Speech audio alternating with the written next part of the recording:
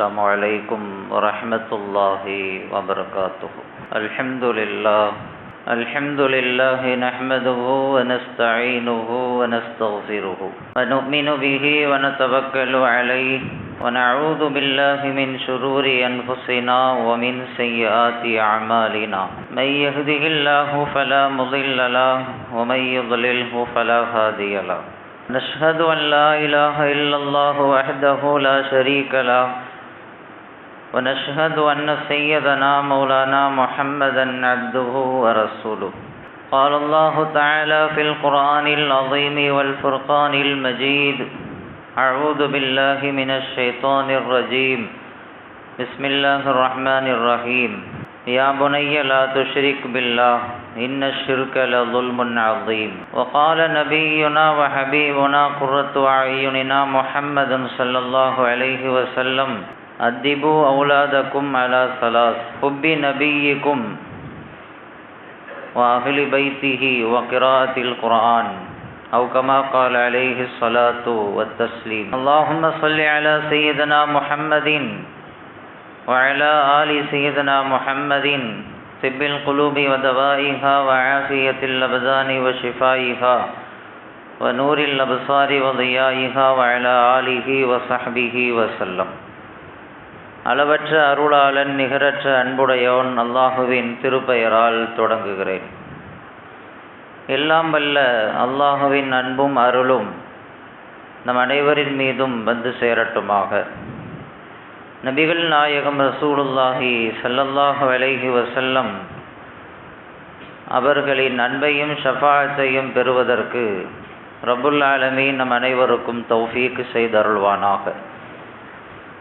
அன்பிற்குரிய அல்லாஹுவின் நல்லடியார்களே, நேற்றைய தினம் நாடு முழுக்க சில்ட்ரன்ஸ் டே கொண்டாடப்பட்டது. இந்திய நாட்டினுடைய முதல் பிரதமர் என்று சொல்லப்படுகின்ற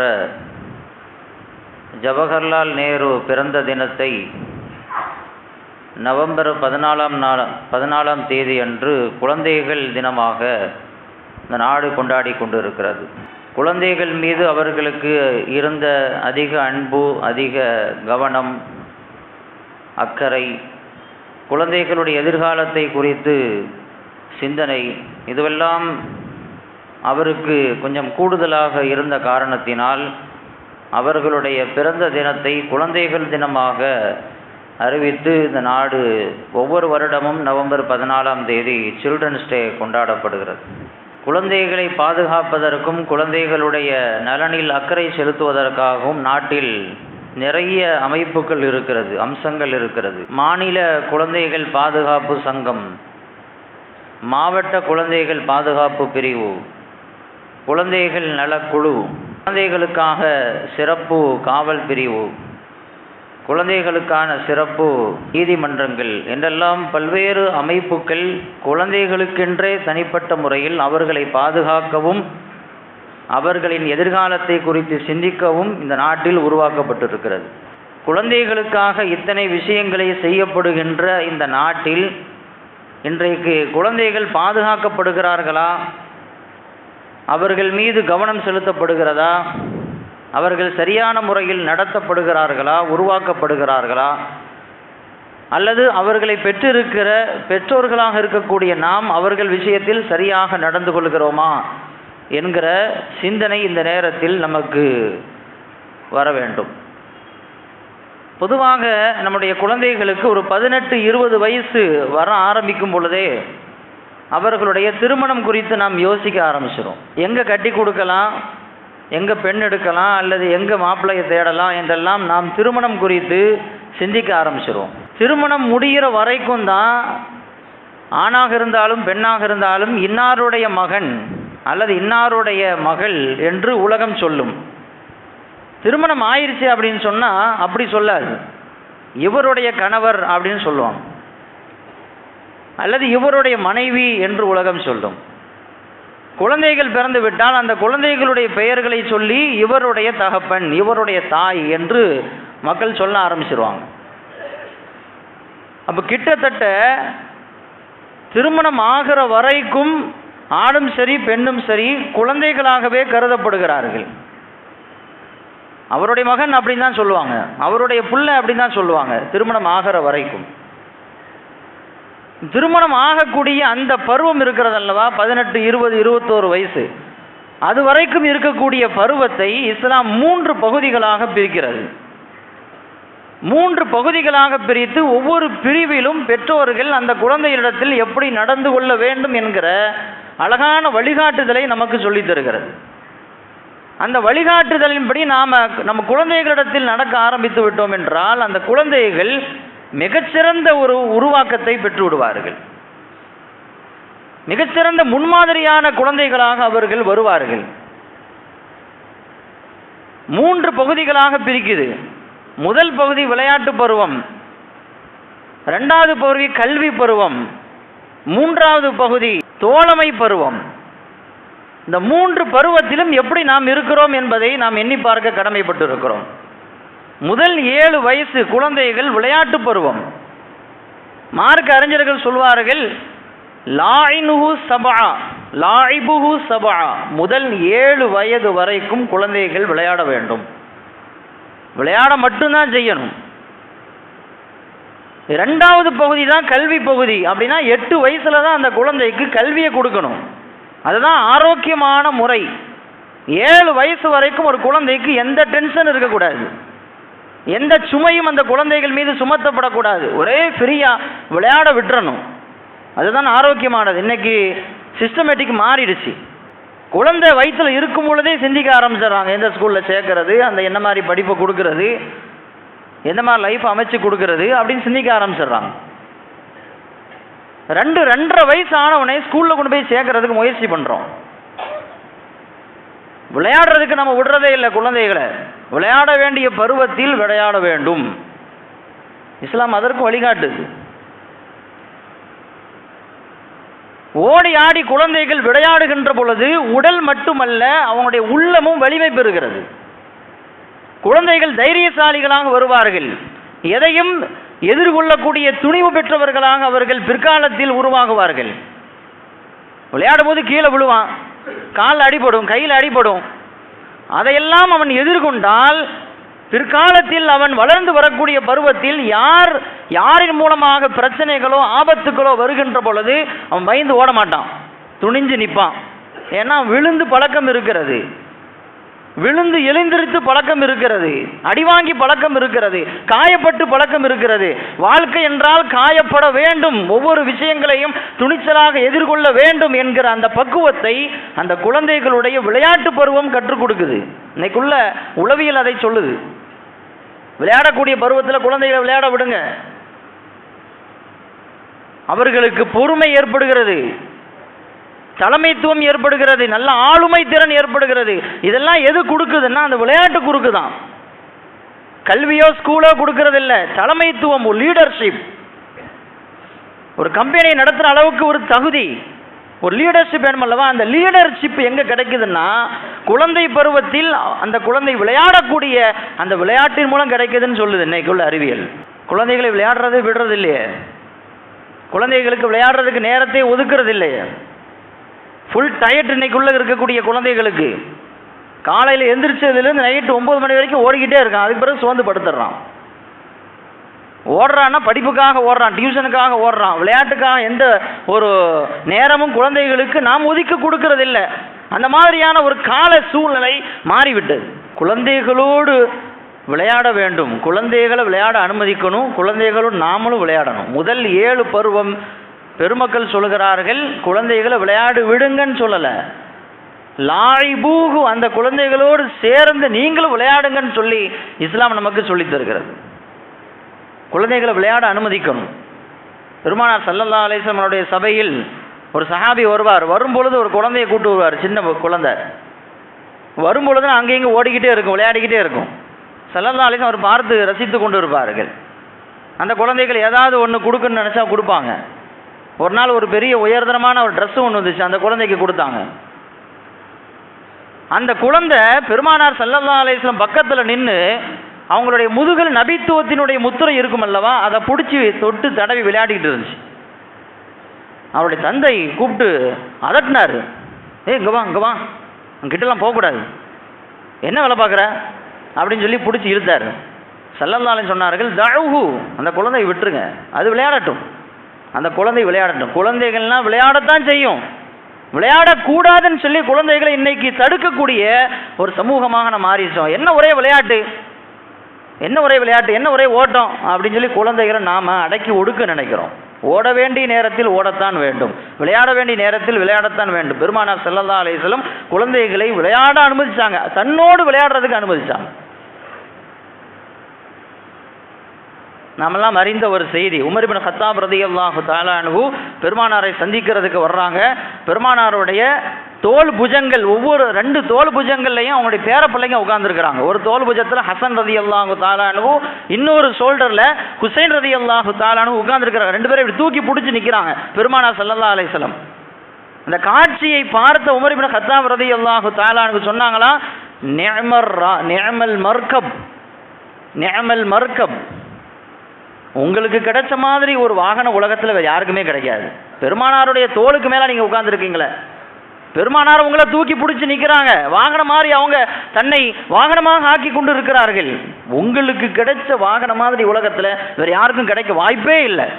ஏன்னா பெருமானாரை விட சிறந்தவர்கள் உலகத்தில் யாருமே கிடையாது. அவங்க மேனையில் உட்கார்க்கக்கூடிய பாக்கியத்தை 2 சஹாபாக்களும் பெற்று இருக்கிறாங்க, அந்த 2 பிள்ளைங்களும். உங்களுக்கு கிடைச்ச பாக்கியம் வேறு யாருக்குமே கிடைக்காது, சிறந்த வாகனத்தில் உட்கார்ந்துருக்கிறீங்க அப்படின்னு சொன்னாங்க உமர் இப்னு கத்தாப். ஸல்லல்லாஹு அலைஹி சொன்னாங்க, நிஅமர் ராகிபானி ஹுமா, வாகனம் மட்டும் இல்லை, மேலே இருக்கக்கூடிய 2 பேருமே சிறந்தவங்க தான். வாகனமும் சிறந்தது, மேலே இருக்கக்கூடிய பயணிக்கக்கூடிய அந்த 2 பிள்ளைங்களும் சிறந்தவங்க தான். நீ வாகனத்தை மட்டும் சொல்கிற, மேலே இருக்கக்கூடியவங்களை விட்டுட்டியா அப்படின்னு சொன்னாங்க பெருமானார் ஸல்லல்லாஹு அலைஹி வஸல்லம்.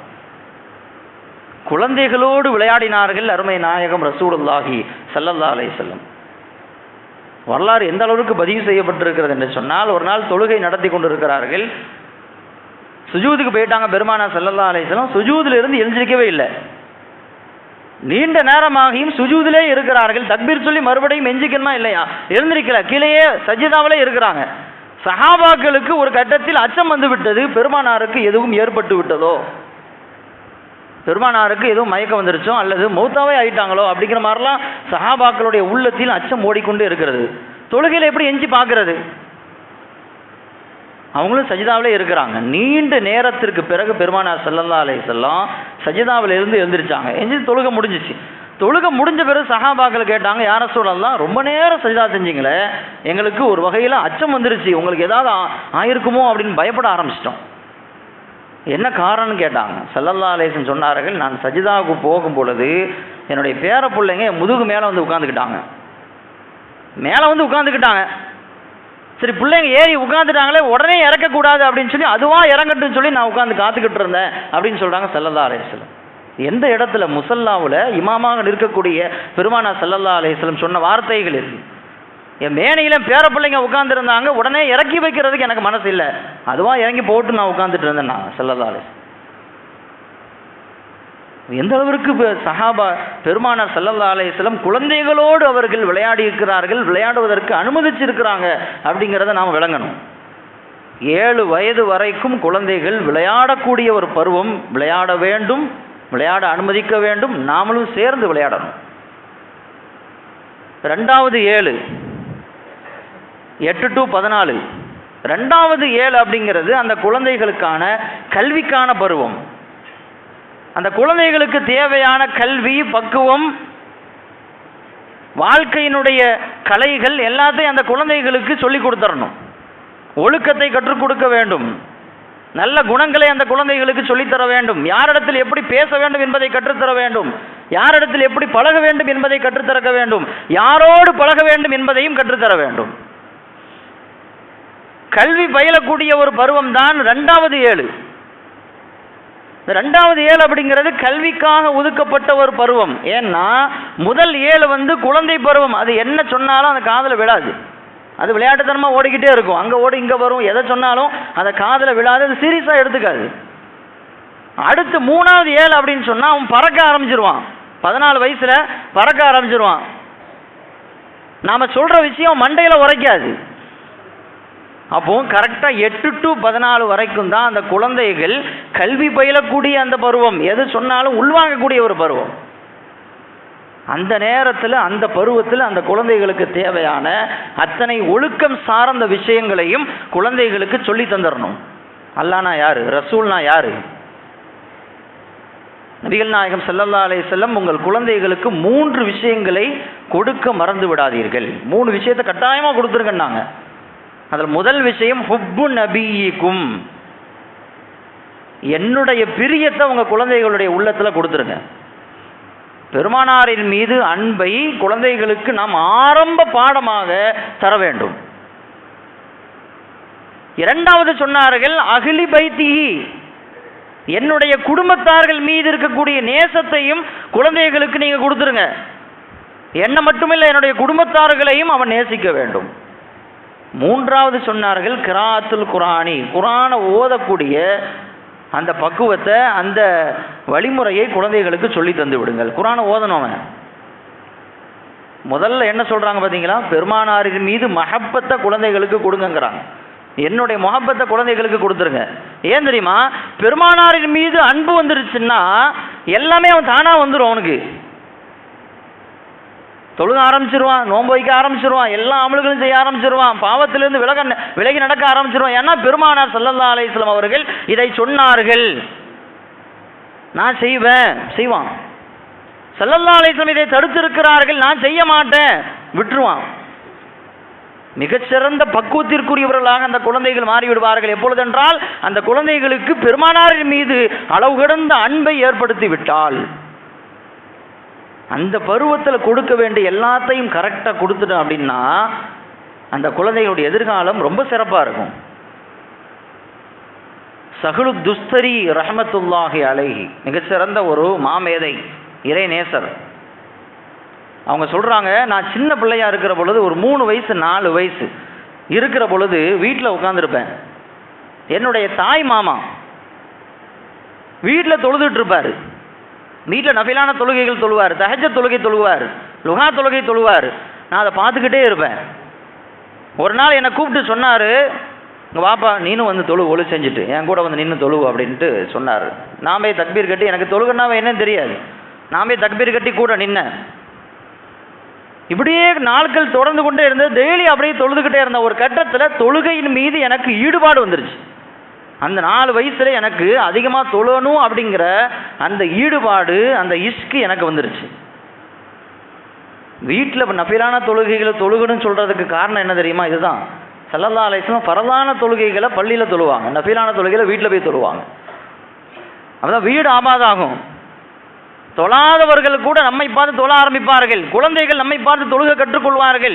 அதனால தான் நஃபிலான தொழுகைகள், சுன்னத்தான தொழுகைகள் வீட்டில் தொழுவது சிறந்தது என்று மார்க்க சட்டம் சொல்லுகிறது. 2 நாள் தொழுத உடனே எனக்கு தொழுகையின் மீது ஈடுபாடு வந்து விட்டது. ஒரு நாள் என்னை கூப்பிட்டு என்னுடைய தாய்மாமா கேட்டார், அல்லாஹ்வை திக்ரு செய்ய தெரியுமான்னு கேட்டார். அல்லாஹ்வை திக்ரு செஞ்சிருக்கிறியா, திக்ரு செய்வியா? இல்லை மாமா, எப்படி செய்யறதுன்னு கேட்டேன். என்னுடைய தாய்மாமா சொல்லி கொடுத்தார்கள், அல்லாஹு ஹாதிரி, அல்லாஹு நாதிரி, அல்லாஹு ஷாஹிதி, அல்லாஹு மஇ அப்படின்னு சொல்லு அப்படின்னு எனக்கு சொல்லி கொடுத்தாரு. அதுக்கு என்ன அர்த்தம், அல்லாஹ் என் கூட இருக்கிறான், என்னை பார்த்துக்கிட்டு இருக்கிறான், என்னை உத்து நோக்கி கொண்டு இருக்கிறான் அப்படின்னு அந்த வார்த்தைக்கு பொருள். அந்த வார்த்தையை நீ சொல்லு அப்படின்னு சொன்னார். நானும் சொன்னேன். ஒரு நாளைக்கு 3 தடவை சொல்ல சொன்னார். நானும் 3 தடவை சொன்னேன். கொஞ்ச நாள் சொல்லிக்கிட்டே இருக்கும் பொழுது அடுத்து கொஞ்ச நாள் கழிச்சு என்னிட சொன்னார், ஒரு நாளைக்கு 7 தடவை சொல்லுன்னார். 7 தடவை சொன்னேன். அடுத்து 21 தடவை சொல்லுன்னார். 21 தடவை சொன்னேன். அதுக்கு பிறகு இதையே தொடர்ந்து நீ வந்து நிறைய சொல்லிக்கிட்டே மௌத்து வரைக்கும் இந்த வார்த்தையை விட்டுறாத அப்படின்ட்டு என்னுடைய தாய்மாமா என்கிட்ட சொன்னார். நான் அதை சொல்லிக்கிட்டே இருந்தேன். ஒரு நாள் என்னை கூப்பிட்டு கேட்டார், நான் திக்ரு செய்ய சொன்னோன்னே செஞ்சியான்னு கேட்டார். நம்ம செஞ்சுட்டு இருக்கிறேன். அதுக்கு என்ன பொருள், அல்லாஹ் என் கூட இருக்கிறான், என்னை பார்த்துக்கிட்டு இருக்கிறான், என்னை உற்று நோக்கி கொண்டு இருக்கிறான், அவன் என்னை விட்டு தூரமாக இல்லை, அவன் பார்வை விட்டு என்னால் அவன் பார்வை விட்டு நான் மறைய முடியாது அப்படின்னு அந்த பொருளுக்கான விளக்கத்தை நான் சொன்னேன். அப்போ என் தாய்மாமா என்கிட்ட கேட்டார், அல்லாஹ் பார்த்து கொண்டு இருக்கிறான், உன் கூட இருக்கிறான், உன் கூடையே அல்லாஹ் இருக்கும் பொழுது நீ அல்லாஹ்வுக்கு மாறு செய்யலாமா, பாவம் செய்யலாமா, அல்லாஹ்வுடைய கடமைகளை நீ மீறலாமா, அல்லாஹ்வுடைய உத்தரவை மீறி நடக்கலாமா? அப்படின்னு கேட்டாங்க. அப்போ தான் அல்லாஹ்வுடைய அச்சம் எனக்கு வந்தது, அதற்கு பிறகு நான் என்னை பக்குவப்படுத்தி கொண்டேன் என்று சொல்கிறார்கள் சஹ்லு துஸ்தரி ரஹ்மத்துல்லாஹி அலைஹி. இறைநேசர், மிகச்சிறந்த ஒரு இறைநேசர் இன்றைக்கு வரலாறு பதிவு செய்திருக்கிறது. குழந்தை பருவத்தில் அவர்களுக்கு கொடுக்க வேண்டிய அந்த நேரத்தில் இறை அச்சத்தையும் பெருமானார் மீது மஹப்பத்தையும் சரியான அந்த நேரத்தில் கொடுத்து விட்டால் வாழ்க்கை பக்க போட்டுரும், வாழ்க்கை சிறப்பாயிரும். அதெல்லாம் கொடுத்ததுனால தான் குழந்தைகள் பக்குவப்பட்டவர்களாக இருந்தார்கள். பெரியவர்களுக்கு இருக்கக்கூடிய பக்குவம், பெரியவர்களுக்கே இல்லாத பக்குவம் குழந்தைகளுக்கு அன்னைக்கு இருந்துச்சு. ஹாரிசுல் முஹாசிபி அப்படின்னு ஒரு பெரியார் இருந்தார். ஹாரிசுல் முஹாசிபி அவங்க சின்ன பிள்ளையா இருக்கிற பொழுது ரோட்டில் அப்படியே போயிட்டு இருந்தாங்க. அங்கே சின்ன பிள்ளைங்கள்லாம் விளையாடிட்டு இருந்தாங்க ஒரு வீட்டு முன்னால். அந்த வீடு ஒரு பெரிய ஒரு வசதியான ஒருத்தருடைய வீடு. பேரித்தம்பழங்கள் விவசாயம் செஞ்சு அந்த பேரித்தம்பழங்களை விற்கக்கூடிய மிகப்பெரிய ஒரு செல்வந்தருடைய வீடு. அந்த வீட்டுக்கு முன்னால் பிள்ளைங்கள்லாம் விளையாடிட்டு இருந்தாங்க. நான் போயிட்டு இருந்தேன். நான் நின்று அந்த குழந்தைங்க விளையாடுறத அப்படி பார்த்துக்கிட்டு இருந்தேன், வேடிக்கை பார்த்துட்டு இருந்தேன். கொஞ்ச நேரத்தில் வீட்டில் இருந்து அவர் வெளியே வந்தார். அந்த வீட்டுக்காரர் கையில் பேரித்தம்பழங்களை வச்சுருந்தார். பேரித்தம்பழங்களை என் கையில் கொடுத்து குல் யா சபி, இதை சாப்பிடுப்பா அப்படின்னு சொல்லி என் கையில் கொடுத்தாரு. அவங்களே சொல்கிறாங்க, கையில் கொடுத்துட்டு இதை சாப்பிடுப்பா அப்படின்னு சொன்னாங்க. நான் உடனே கேட்டேன், இது என்ன பழம் அப்படின்னு கேட்டேன். இது என்ன பழம் அப்படின்னு கேட்டேன். அவர் சொன்னார், நான் ஒரு பெரிய வியாபாரி, நான் டேட்ஸ் வியாபாரி. எங்கள் வீட்டில் என்னுடைய குடோனுக்கு நிறைய பேர் என்ன செஞ்சுவாங்க, பேரித்தம்பழங்களை வாங்கிட்டு போவாங்க. அப்படி ஒரு நாள் இப்போ வாங்கிட்டு போயிட்டு இருக்கும் பொழுது பார்சல் கட்டி மூட்டை கட்டி கொண்டு போகும் பொழுது அதுலேருந்து கீழே விழுந்துருச்சு. நான் எடுத்து வச்சிருக்கிறேன் அப்படின்னாங்க. யாருடைய மூட்டையிலேருந்து கீழே விழுந்துச்சுன்னு தெரியுமா, நீங்கள் பார்த்தீங்களா அப்படின்னு கேட்டேன். அவங்க தெரியும், அவங்க யாருன்னு எனக்கு தெரியும் அப்படின்னு சொன்னேன். உடனே அங்கேருந்து கிளம்பி வந்துட்டாங்க. ஹாரிசுல் முஹாசபி சின்ன பிள்ளையா இருக்கிற போது நடந்த சம்பவம். அங்கிருந்து கிளம்பிட்டாங்க. நேரம் அங்கே விளையாடிட்டு இருந்தாங்களே அந்த பிள்ளைங்கள்ட்ட போய் கேட்டாங்க, இந்த மனிதர் முஸ்லீமா அப்படின்னு கேட்டாங்க. பேரித்தம்பழத்தை கொடுத்து சாப்பிடுன்னு சொன்னார்ல, அவர் முஸ்லீமா அல்லது முஸ்லீம் இல்லையான்னு கேட்டாங்க. அந்த பிள்ளைங்க சொன்னாங்க, அவர் முஸ்லீம் தான். அப்படியா அப்படின்னு ஆச்சரியப்பட்டு அங்கிருந்து அப்படியே நடந்து போயிட்டு இருந்தாங்க. அவர் உடனே என்ன நம்மகிட்ட பழத்தை கொடுத்தா அவர் சாப்பிடாமல் போனார். அந்த பிள்ளைங்கள்ட்ட ஏதோ விசாரிச்சுட்டு வேகமாக நடந்து போயிட்டு இருக்கிறாரு அப்படின்னு சொல்லி வேகமாக அவரை துரத்திட்டு போய் பிடிச்சி அவர் கையை பிடிச்சிட்டு கேட்டார், என்னப்பா நீ பழத்தை கொடுத்தேன்னு சாப்பிடல, அந்த பிள்ளைங்கள்ட்ட எதையோ விசாரிச்சுட்டு போயிட்டே இருக்கிற அப்படின்ட்டு விசாரிச்சாங்க. நீ என்னன்னு பதில் சொல்கிற வரைக்கும் அவன் கையை விட மாட்டேன். அந்த பையன் சொன்னார், பழத்தை கொடுத்தீங்க, நான் என்ன பழன்னு கேட்டேன். பழம் வாங்க வரக்கூடிய நபர்களில் ஒருத்தர் அவர் கட்டி கொண்டு போகும் பொழுது அந்த மூட்டையிலேருந்து கீழே விழுந்துருச்சுன்னு சொன்னீங்க. யாருடைய மூட்டை தெரியுமான்னு கேட்டேன். அதுவும் தெரியும்னு சொன்னீங்க. அப்படி தெரிந்திருக்கிற பொழுது அவர்கிட்ட அனுமதி கேட்காம நீங்கள் அந்த பழத்தை எடுத்து பயன்படுத்தலாமா? பயன்படுத்துறது மட்டுமல்லாமல் நீ எனக்கு வேற கொடுக்குறீங்க. நீங்கள் முஸ்லீமாக இருந்து கொண்டு ஒரு முஸ்லீமாக இருக்கக்கூடிய ஒரு சிறுவர்களுக்கு ஹராமானதை கொடுக்கலாமா அப்படின்ட்டு கேட்டார். அப்படியே ஒரு ஆச்சரியம் அடைஞ்சு போயிட்டார். இந்த சின்ன வயசுல எவ்வளோ பெரிய பக்குவமா! எந்த மூட்டையிலிருந்து விழுந்ததோ அந்த மூட்டைக்குரியவரை சந்தித்து நீங்க தேடி பிடிச்சி, இல்லாட்டையும் அவரை தேடி பிடிச்சி அந்த பழத்தை அவர் கையில் கொண்டு போய் சேர்க்கணும்.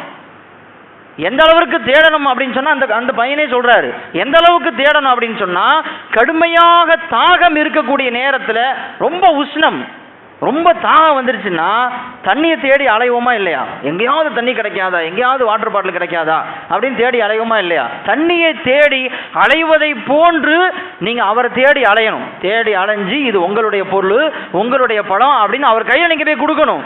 நீங்கள் பயன்படுத்தக்கூடாது, அது ஹராம். அப்படி இருக்கிற பொழுது என் கையில் நீங்கள் கொடுக்கலாமா, மற்றவங்களுக்கு அதை பயன்படுத்த கொடுக்கலாமா என்று அந்த சிறுவர் கேட்ட பொழுது அவர் அதிர்ச்சி ஆகிட்டார். பெரியவர்களுக்கு இல்லாத பக்குவம், அந்த இறையச்சம், அந்த ஒழுக்கம், பேணுதல் குழந்தைகள்கிட்ட இருந்துச்சு. ஏன்னா பெற்றோர்கள் அந்த மாதிரி வளர்த்தாங்க, இறையச்சத்தை கொடுத்தாங்க, அல்லாஹ்வுடைய பயத்தை கொடுத்தாங்க, பெருமானாருடைய மஹப்பத்தை கொடுத்தாங்க. 8 to 14 குழந்தைகளுடைய கல்வி பருவம், அவர்களுக்கு கொடுக்க வேண்டிய கல்வியை, ஒழுக்கத்தை எல்லாத்தையும் கொடுத்துடணும். அடுத்து 3வது பகுதி 15 to 21, 3வது 7 அது தோழமை பருவம் அப்படின்னு சொன்னேன். தோழமை பருவம் அப்படின்னு சொன்னால் பெற்றோர்கள் அந்த குழந்தைகளோடு தோழமையாக ஆயிடணும், நண்பர்களாக மாறிடணும். அதுக்கு என்ன மீன்ஸ் அப்படின்னு சொன்னால், அந்த குழந்தைகளோடு நாம் ரொம்ப நெருக்கமாக இருக்கணும். அவங்க ஃப்ரீயாக நம்மகிட்ட எதையும் பேசணும், சொல்லணும். ஏன்னா ஒருத்தன் தன்னுடைய ஃப்ரெண்டுகிட்ட தான் எதையுமே ஃப்ரீயாக பேசுவான். பெற்றோர்களே ஃப்ரெண்டாக நண்பர்களாக மாறிவிட்டால் குழந்தைகள் எதையும் தைரியமாக நம்மிடத்தில் சொல்வார்கள்.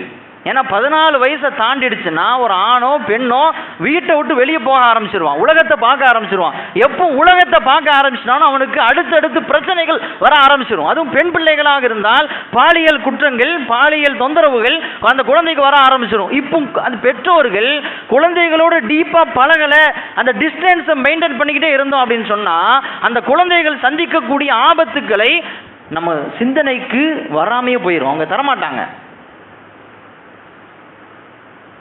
நாம் ஃப்ரெண்ட்ஷிப்பாக குழந்தைகளோடு பழகுகின்ற பொழுது தான் அந்த குழந்தைகள் தனக்கு என்ன நடந்தாலும் நம்மகிட்ட சொல்லுவாங்க. இன்னைக்கு நடக்கக்கூடிய ஒவ்வொரு பெண் பிள்ளைகளுக்கும் நடக்கக்கூடிய பாலியல் குற்றங்களுக்கும் அதனால் நடைபெறக்கூடிய தற்கொலை போன்ற விபரீதங்களுக்கும் பின்னால் இருப்பது பெற்றோர்களுடைய அறியாமையும் பெற்றோர்களுடைய அந்த கவனமின்மையும் தான். இன்னைக்குள்ள உளவியல் அதைத்தான் சொல்லுகிறது. குழந்தைகள் நல நிபுணராக இருக்கக்கூடிய ஒரு பெண்மணி, அந்த துறையில் இருக்கக்கூடிய ஒரு பெண்மணி ஒரு வார்த்தை சொல்கிறாள், ரொம்ப கவனிக்கத்தக்க ஒரு வார்த்தை. நான் சின்ன பிள்ளையாக இருந்த நேரத்தில், ஒரு வாலிப பிள்ளையாக இருந்த நேரத்தில் எனக்கு பாலியல் சீண்டல் நடந்தது, பாலியல் தொல்லைக்கு நான் உள்ளாக்கப்பட்டேன். அந்த நேரத்தில் என்னுடைய பெற்றோர்களிடத்தில் சொல்ல முடியாத ஒரு சூழ்நிலை எனக்கு இருந்தது, சொல்ல முடியலை. ஏன்னா என்னை விட்டும் அவர்கள் அந்த தூரத்தை மெயின்டைன் பண்ணிக்கிட்டே இருந்தாங்க, என் கூட நெருங்கி அவங்க பழகலை. எது நடந்தாலும் என்கிட்ட சொல்லு அப்படிங்கிற தைரியத்தை என் பெற்றோர்கள் என்கிட்ட கொடுக்கல. நான் இருக்கிறேன், எது நடந்தாலும் நான் பார்த்துக்கிறேன் அப்படிங்கிற தைரியத்தை குழந்தைகளுக்கு நாம் முதல்ல கொடுக்கணும். எதையாவது ஒரு பிரச்சனைகளை குழந்தைகள் நம்மிடத்தில் சொன்னால் அந்த பிரச்சனைகள் என்னன்னு காது கொடுத்து கேட்கணும், அதற்குண்டான சொல்யூஷன் அந்த குழந்தைகளுக்கு கொடுக்கணும். அப்படி கொடுக்கும் பொழுதுதான் என் பெற்றோர்கள் என் பக்கத்தில் நிற்கிறாங்க, எது நடந்தாலும் என் கூட இருப்பாங்க, எது நடந்தாலும் கேட்பாங்க அப்படிங்கிற தைரியம் அந்த குழந்தைக்கு வரும். ரெண்டாவது, எது நடந்தாலும் நம்மகிட்ட சொல்லும். இன்னைக்கு சின்ன சின்ன பிரச்சனைகளை குழந்தைகள் நம்மகிட்ட சொல்லும் பொழுது அப்படியே கண்டு காணாமல் விட்டுறோம். அந்த குழந்தைகளுக்கு ஒரு தாழ்வு மனப்பான்மை வந்துடுது, ஒரு ஏமாற்றம் வந்துடுது. நம்ம பெற்றோர்கள் அவ்வளோதான், நம்மளை கண்டுக்க மாட்டாங்க, எது சொன்னாலும் காதில் வாங்கிக்க மாட்டாங்க, அதை பெருசாக எடுத்துக்க மாட்டாங்க அப்படின்னு நினைக்கும் பொழுதே அந்த குழந்தைக்கு ஆபத்து தான். அந்த நம்பிக்கையை முதல்ல கொடுக்கணும். ரெண்டாவது, நெருங்கி பழகணும். அந்த அம்மா சொல்லுது, நான் சின்ன பிள்ளையாக இருக்கிற பொழுது எனக்கு பாலியல் சீண்டல் ஏற்பட்டது, ஆனால் என் பெற்றோர்கள் என்னை விட்டு தூரமாக இருந்த காரணத்தினால் எனக்கு நடக்கக்கூடிய பிரச்சனைகளை என் பெற்றோர்களுடைய கவனத்திற்கு என்னால் கொண்டு போக முடியவில்லை. அப்பொழுதுதான் எனக்கு புரிந்தது, இன்னைக்குள்ள காலகட்டத்தில் குழந்தைகளுக்கும் பெற்றோர்களுக்கும் நீண்ட தொலைதூரம் இருக்கிறது, அதை சரி பண்ணணும், குழந்தைகளுக்கு நல்வாழ்வை அமைத்து கொடுக்க வேண்டும் என்று சொல்லி இந்த துறையில் நான் வந்திருக்கேன்னு சொல்லி அந்த அம்மா பேட்டி கொடுக்குது. இஸ்லாம் தெளிவாக சொல்கிறது, குழந்தைகளிடத்தில் நீங்கள் சோசியலாக பழகுங்க. ஒவ்வொரு குழந்தைகளுக்கும் அந்தந்த பருவத்தில் கொடுக்க வேண்டியதை சரியான முறையில் கொடுத்து விட்டால் குழந்தைகள் சீராக இருப்பார்கள், அவர்கள் வாழ்க்கை செம்மையாக இருக்கும். வெறும் குழந்தைகள் தினத்தை மட்டும் நாம் பார்த்துக்கிட்டு இருக்காமல் அந்த குழந்தைகளுக்கு செய்ய வேண்டியதை, கொடுக்க வேண்டியதை சரியான முறையில் கொடுத்தால் மட்டும்தான் அந்த குழந்தைகள் நல்ல ஒரு உருவாக்கத்தை அவர்கள் பெறுவார்கள். அல்லாஹ் ரப்புல் ஆலமீன் நமக்கு நம்முடைய சந்ததிகளாக நமக்கு வழங்கி இருக்கக்கூடிய குழந்தைகளை அல்லாஹ் தஆலா பாதுகாப்பானாக. இந்த உலகத்தினுடைய மோகங்களுக்கும் உலகத்தினுடைய மோசமான கலாச்சாரத்திலும் அவர்கள் வீழ்ந்து விடாமல் அவர்களை பாதுகாப்பானாக. கடைசி வரைக்கும் தீனுடைய இந்த ஷரியத்தினுடைய தொடர்பிலேயே அவர்களை இருக்க செய்வானாக.